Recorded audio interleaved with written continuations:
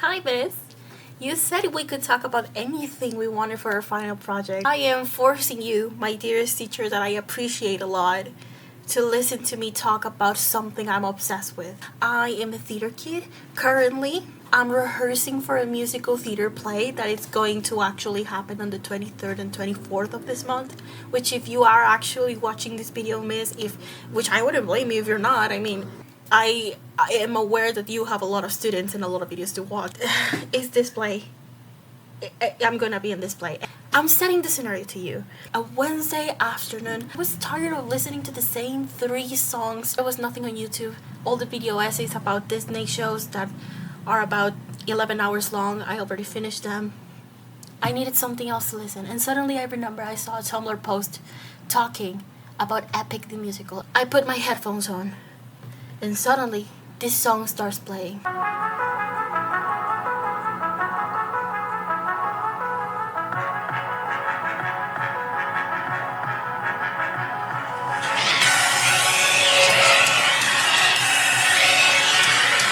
I felt the hair standing up on my body.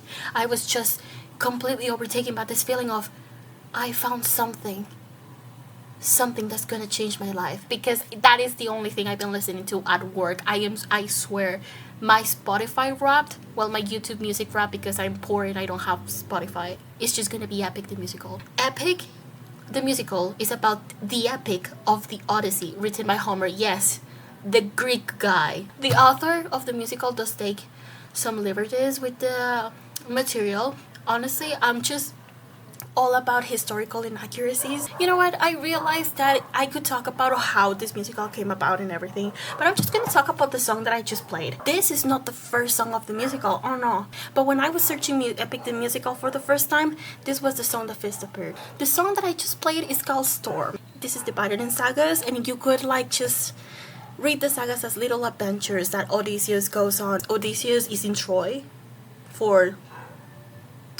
the Troy thing, you know, the Troy horse thing. I'm not gonna give you spoilers, but the song that goes before that, very good. This saga and this song is the reason why Odysseus takes 20 years to get through Ithaca.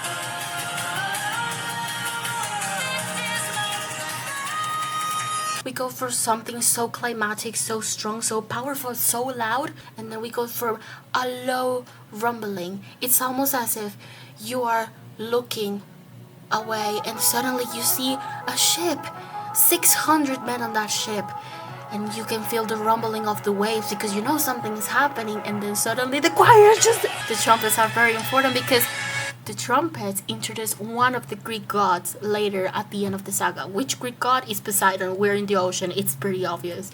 Is it nature or divine that gives you everything you have to know? Could it be divine? A signal from the gods. It was a signal from the gods. It was just not a good one. Musically, what this song is doing is Odysseus is talking to the 600-man crew on that ship. So he's giving orders. And usually this is represented by people harmonizing or creating melodies within melodies. They go well together. If we wanted to show that there's some discussion here, then we just put dissonant melodies, dissonant notes. So Odysseus is screaming that.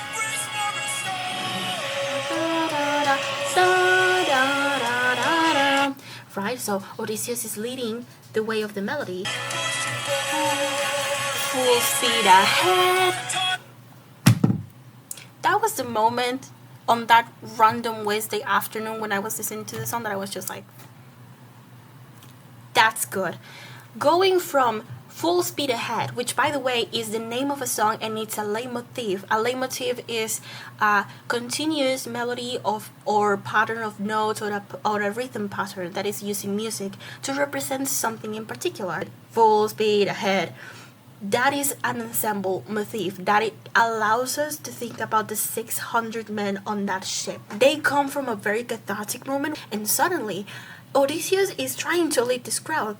He's doing it in good faith, but he wants to get home fast. He doesn't want to have any more problems. So instead of letting the crew finish the sentence, he cuts them and just just tells them, head towards the island. The person who sang that last part is Eurylochus. He's Odysseus' second in command. Eurylochus is trying to knock some sense into Odysseus, so he's trying to sing on his melody, on his level, and on his range to try and connect with what he's doing.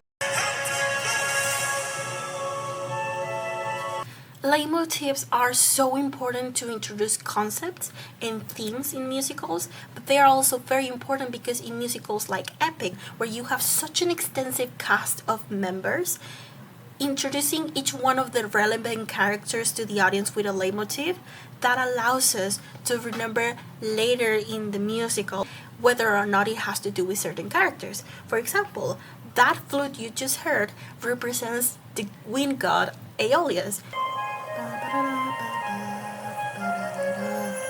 Something that Jorge Herrerans, which is the author, does a lot, and I love it when authors and composers do it, is when you're talking about earthly beings, using earthly and common instruments makes sense. So if you're talking about a divine person, you're gonna use something that doesn't sound earthy. So maybe a violin or a flute or a choir, but you're just gonna synthesize it enough to make it feel a little bit out of the norm. I could sit right here and make a whole analysis about Epic the Musical, but you only have 5 minutes to watch my essay, so I hope you enjoyed the video. Thank you for watching this video, miss. It was so fun to have class with you, both in English class and also in professional projection class.